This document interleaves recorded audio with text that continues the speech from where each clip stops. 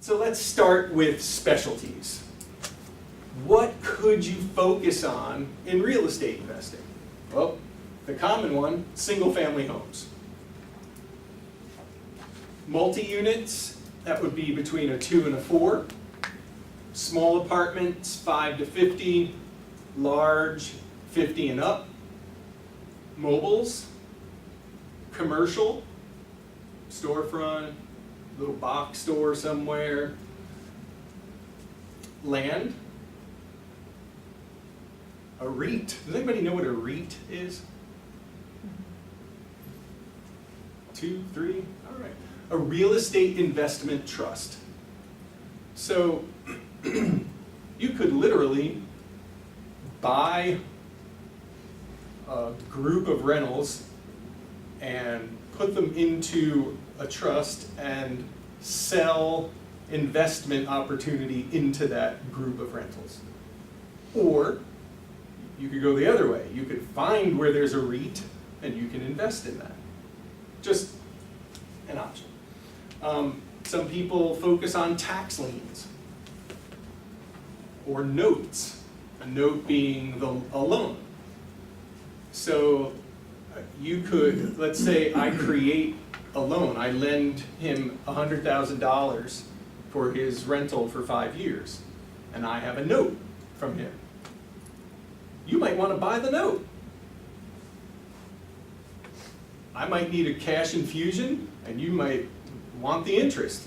That's a great way for you to invest in real estate without getting your hands dirty.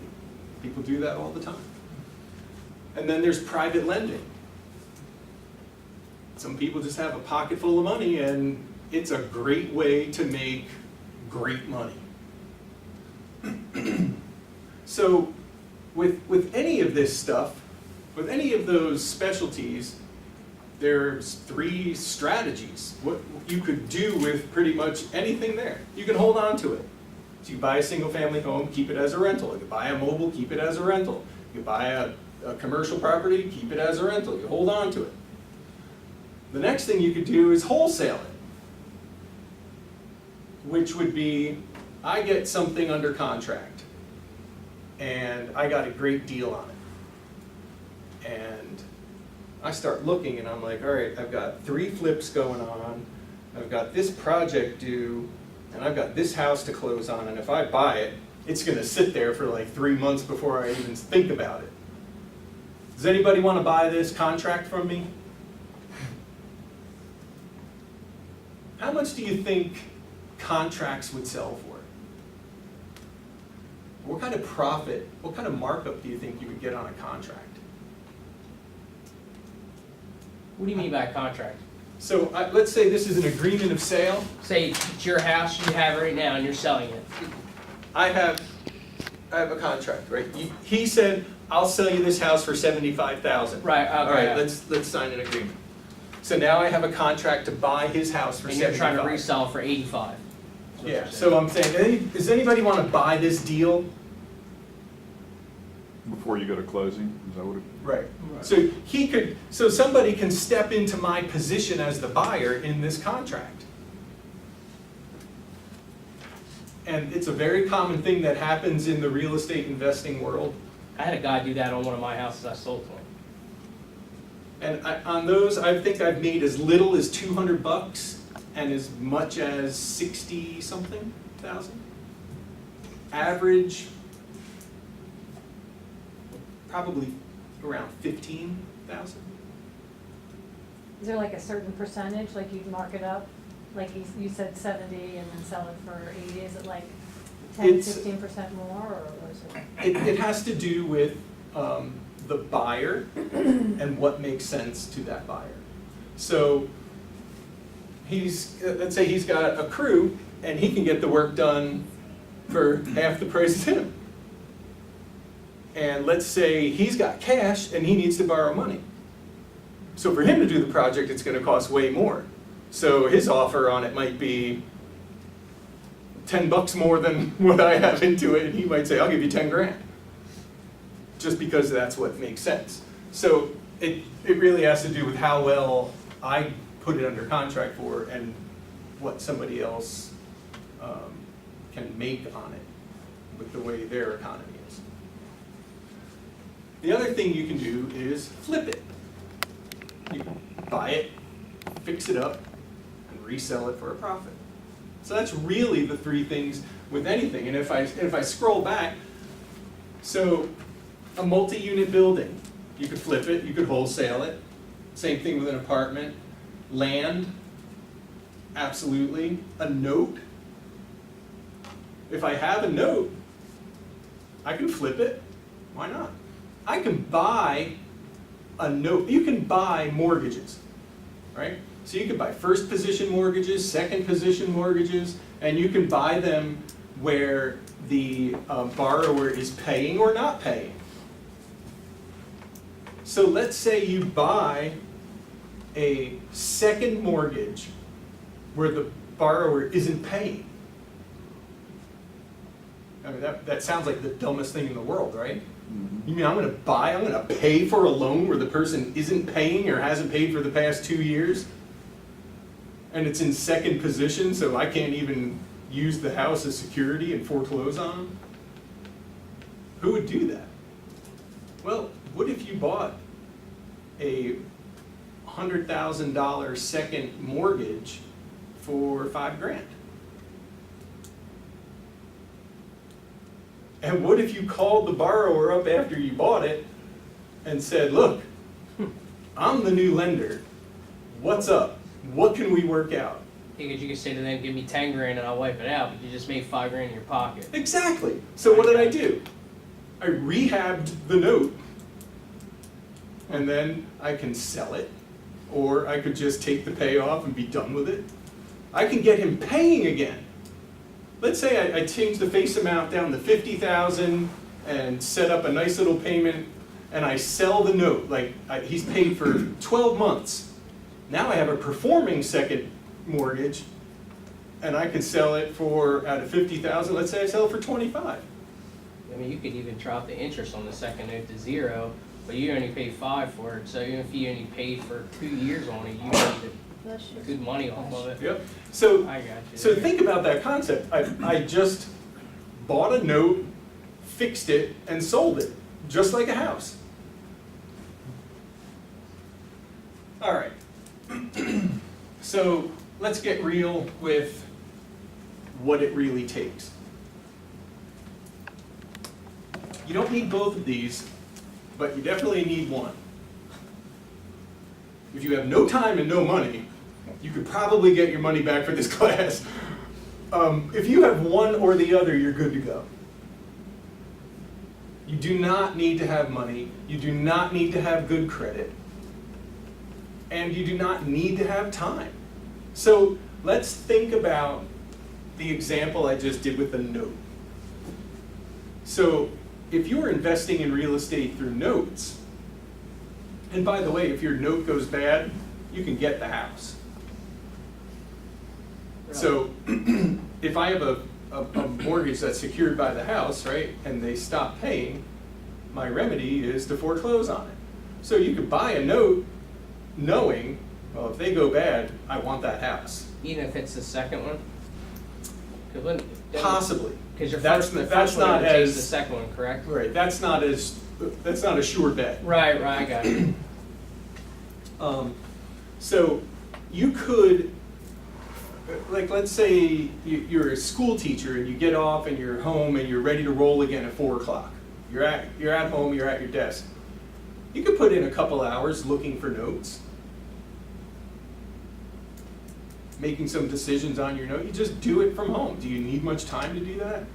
No, this is like, do it from the side of your bed in your jammies. You like, it doesn't matter. I know people flipping houses that do it in 2 hours a day. Their block of time they have is 10 hours a week. That's it. And he flips one after another. The 2 hours you spend in researching properties, is that what we?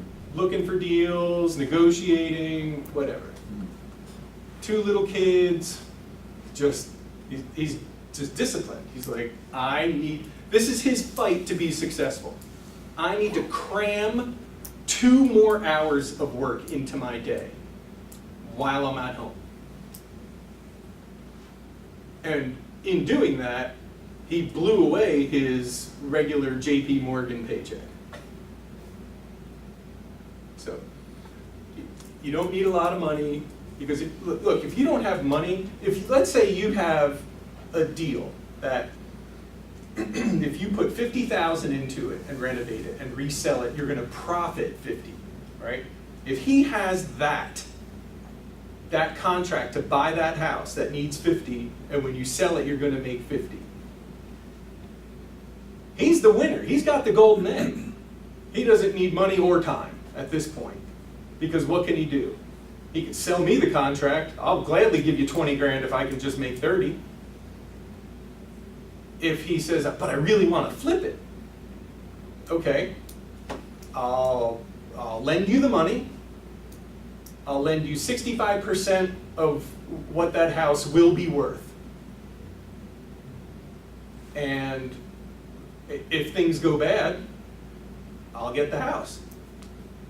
If things go like he plans, then he's going to flip this house and make a bunch of money. So another option. The guy that's borrowing the 65% of the house, what's he got in it? What would he have in it? Yeah, as far as how much. It would depend. I So mean, he could almost risk-free try it. If he doesn't get it, you take the house and you haven't lost it, right? right. So typically, I would want somebody to have some skin in the game. Exactly. Some. You know, sometimes I say you need to put 30 grand in. Sometimes somebody's like, look, I've got $1,000 and that's it. Throw it in, let's do it. But it has to be something that, as a lender, I would be confident. If this guy gets abducted by an alien and he's gone, and I can file a piece of paper, a deed in lieu of foreclosure. It's something he signed that says, look, if I go bad, you don't even have to foreclose on me, just file this document and it's yours. If I have that arrangement, and I know if he goes bad, and I file that and take it, and I win, like, that's like a windfall. No biggies. So what if he only put 1,000 in? Another thing he could do is he could say, this is an awesome rental. I don't have the 20% to get a bank loan, but how about we do this together? I have a great deal, I want to manage it. You put in 20% and we'll both own it. So you can just kind of be like a passive investor in this. Oh, right? So there's just like, really when you get thinking, if you have that in front of you, you start thinking about all the things you could do with it, all the opportunities, and you'll make something happen. So you don't need the money, and you don't need a lot of time, but you need one or the other. Do you make these deals at these meetings at the Hilton? Is that what y'all are doing, talking stuff like that, or? No, it's usually topic related. So for example, this month we're talking about lease options and lease purchases. How to do them, what they are, what the benefits are to the investor. You know, if you have a rental and you want to rent it out as a lease option, or if you want to buy something through a lease option or a lease purchase. Myself and an attorney are teaching this, and he talks about it from the legal side. I talk about it from the investing side. So that's January. February, he and I are doing the same thing on flips and wholesales, and then in March we're doing it on rentals. So it's like a 3-month back to basics thing, but we have sometimes, like last year we had the state come and talk about grant programs. Sometimes we'll just talk about financials. Sometimes it's an accountant. I mean, it could just, really it's anything real estate related. Another requirement, managing others and tasks. Let's go, case in point right here, you GC'd the new construction twice. Yes. If you don't know how to manage other people, if you can't get a contractor to do what they're supposed to do, if you can't organize your work and prioritize it, I don't know what you're gonna do, but you're gonna be lost in the sauce and bailing out of this fast. But think about it. Well, if you aren't able to prioritize, and you aren't able to manage yourself or other people, what are you really gonna be good at? You gotta conquer that first. Once you get good at that, then you're gonna do okay in this. You know, like people said when it comes to, you know, what they would be afraid of, you're losing money. Well, heck yeah, you can lose money. I can remember clear as day flipping one in, you know, we're in Wilmington behind Mickey Moto's at Washington Street Ale House. I had a house down in there, backed up, so you looked out of the back and you were looking at the Brandywine. And when I flipped that, I lost 80 grand. I would never make the same decisions now as I did then. I did an apartment complex deal, lost everything. Somebody else lost about 5 million. Stuff happens. But you need to be afraid, but it's healthy, right? Like if something inside of you isn't going whoa at some point, you need to get your whoa thing checked, because you should be really cautious sometimes. And if you get into something and you really don't have the skills to manage your way through it, it could be bad. And where it could really be bad is sometimes you go to the next circle out of people you know to partner with. And if your next circle out is your rich uncle or your dad or your grandfather or your brother or somebody, and you pull them in and it doesn't go well, that is not easy to deal with. So there's the caution. Manage your own efforts. Create a vision.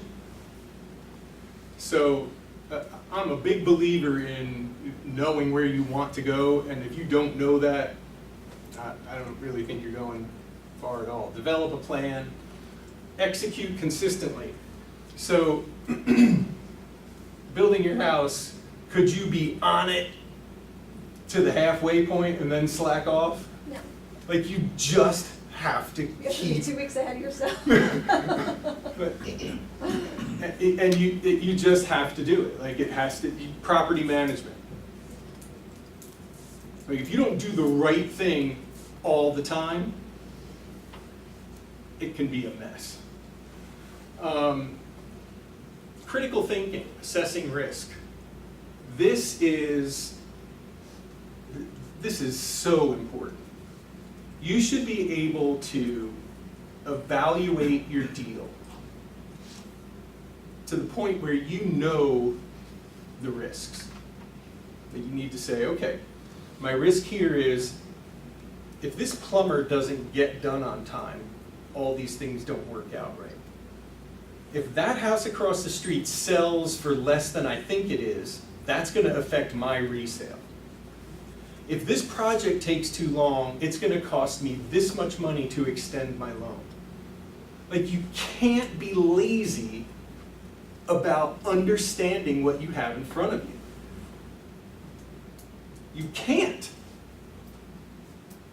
You will get burned. It's just a short matter of time. One of those things is going to get you. So assessing risk is big. I don't know anybody who is actively out there doing well that is really a know-it-all.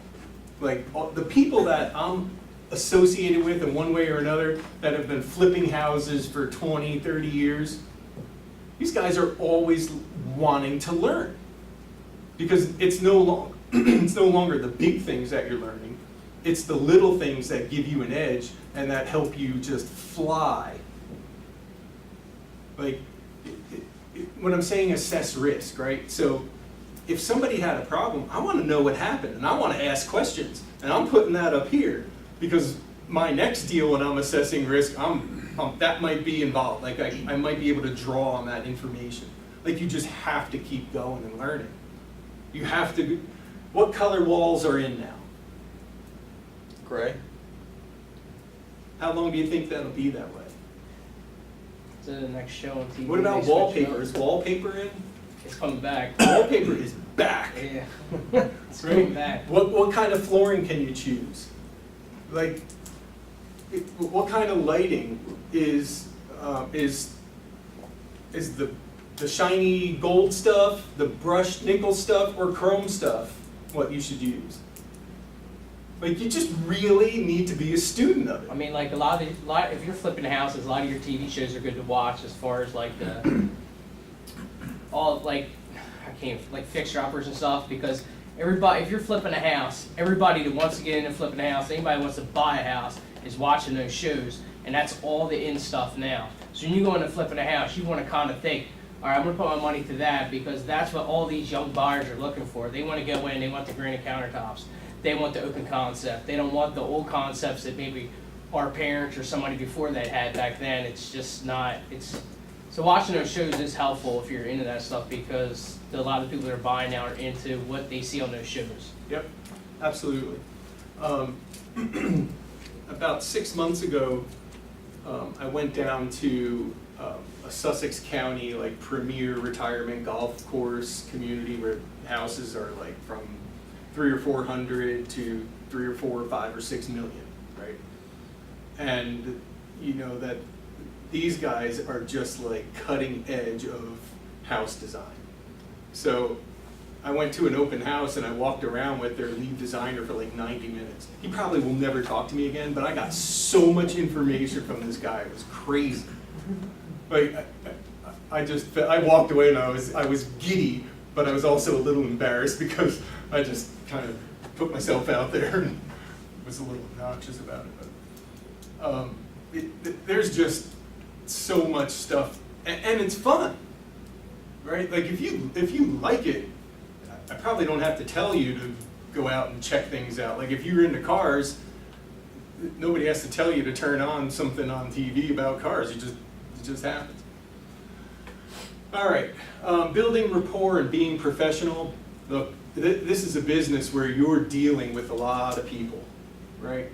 If you owned a contracting company and you were a jerk to your customers, right? So if you're a jerk to your contractors and everybody you're dealing with, it doesn't work, right? So the opposite end of that is if you're really good to work with, if you're a quick responder or you're a good communicator or you're nice, it will really work in your favor, like anything.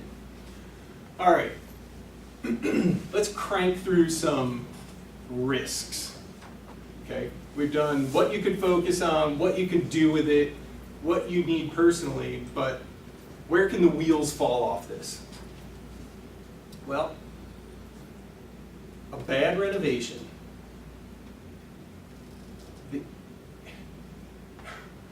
First of all, if you don't know along the way that your renovation is bad, that's a problem.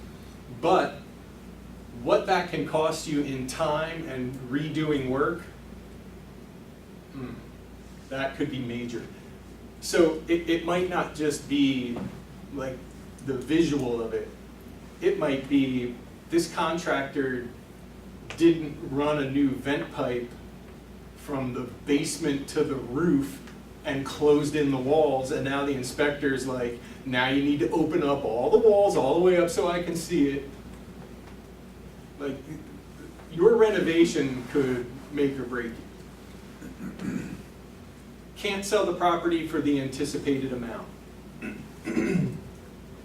Happens so often. So I'll tell you that, like, as a coach, as somebody who's been doing this for a long time, and as a lender, I get to see this like little spot in the process often, where people say, I'm going to be able to resell this for $175, let's say. And then if I have some stake in the game, whether I'm coaching or like I have a risk in it, I want to know what that number is for myself, and I don't call somebody, I want to dig in, and I want to look, and I want to see what's comparable, and what things look like, and what they sold for. And often people are saying 175, and it's possible, but there's like a range that it's going to sell for. So 175 might be the top end of that range, but the bottom end might be 160. So this house, the way I do it is I say, all right, I could see that if you list it for 160, that's a quick sale. If you list it for 175, I don't know, like it's, you might get it. It's not out of the realm of possibility. So I would put those two on my scale, and I would say, if you can't be happy at the 160, don't do it. And people, for some reason, want a deal, want to go through the process more than they want to do it right and to make money in the end. I don't understand it, but it happens all the time. People get so revved up to do a deal that they'll say, I'm pushing for that 175. I know I can do it. I know I can. And it's just bad. Like, you need to find like your high and low and plan on the low. Contractor problems. We could talk for the rest of the night about this. Getting references, managing your contractor, having backup contractors. In our property management business, our standard was to have 2 of everybody that we used often. So if one plumber was busy, the other one, you know, they got pretty much around the same amount of work. But if you only have one guy, right, you could be in a pickle.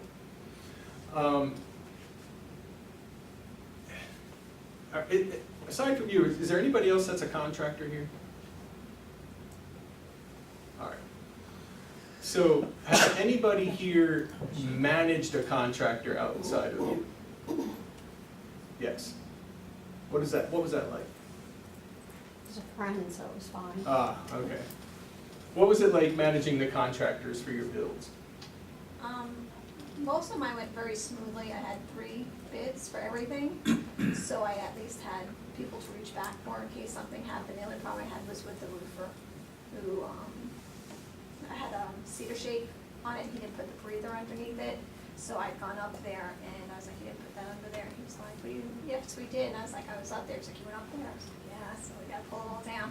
So he had to rip it all down, and that was on him. I wasn't repaying for new Wow. sheathing, so cost him a lot, and then he, towards the end, just kind of quit, because I knew he was losing money, and I had to get another guy in and finish it up. Yeah. So let me tell you my experience with contractors. And what I'm saying cannot apply to every person in every situation. I'm generalizing here, okay? If you're friendly and nice, you get taken advantage of. There's like the line of being a jerk, and you just need to be on this side of that line. If you can't tell your contractor, stop, you're not running the show, you don't get to tell me when you're coming, you don't get to change the scope of work. If you don't have that in you, you need to hire somebody to do that. If you can't be firm with a contractor, you have to get somebody else to do it, because they will run away with everything. They might take your tools and your supplies, but I mean, they'll run away with your profit, period. They'll take forever, they'll charge you extra. And again, this is not everybody, but it's enough of the time that should be your MO. Sad but true. A risk credit score. You can figure this one out pretty quick. You get a couple loans, things go south. Here's one that I'm very familiar with. So if you're building a rental portfolio in the early 2000s and then the market turns, you could go from having a margin of a significant equity to a lot in the red. And then just like, all right, so how many people here did that happen to in your personal residence? Like you ended up underwater, right? So that did not feel good, right? Like you felt trapped. Well, it happened to me like enormously, you know, it was terrible. And it's a risk, okay? So an appreciating market is great, a depreciating market is a risk. So how do you avoid that one? You don't borrow too much against your property. Financial loss, lawsuits. Lawsuits, so it doesn't matter if you're right or wrong at all. You can spend a lot of money, and I don't mean a couple thousand. You can spend a lot of money defending a false claim. Oh, yeah, but I don't fly with those kind of birds. That wouldn't be me. Well, if you have tenants, you are ripe for the picking. If you're working with a contractor, think about this. Contractor, you meet them, you give them the job, a couple days in, you start meeting the guys that work for them. The guys that work for that contractor, I promise you, at some point, one of them is going to look at you and that situation and think about how they can get hurt and make money, how they could take some of your stuff. But you can get sued by one of the contractor's people. You get sued by the contractor. I've been sued by tenants so much that it wasn't even an issue anymore. It was just like, how many people are we being sued by right now? Because it's dumb stuff. All right, so if you have 5 or 10 rentals, your sample size is small. If you have 100, it's getting pretty big. A couple hundred, few hundred. So my sample size was close to 400. And the amount of, the kitchen cabinet fell off the wall and hit my baby. Hitting a little baby or hitting a 2-year-old or a 3-year-old is so common. How does it always happen? This got loose and fell, and it always hits the kid. Call the insurance company. Like, it's just another one, another one. So how do you protect yourself from that? Insurance. There's What do you mean nothing. by insurance? Like, are you talking about are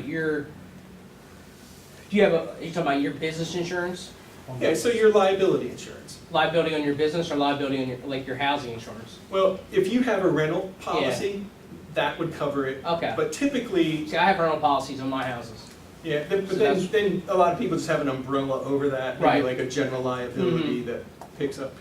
So, I've been sued for things falling off, and so many times, slip and falls.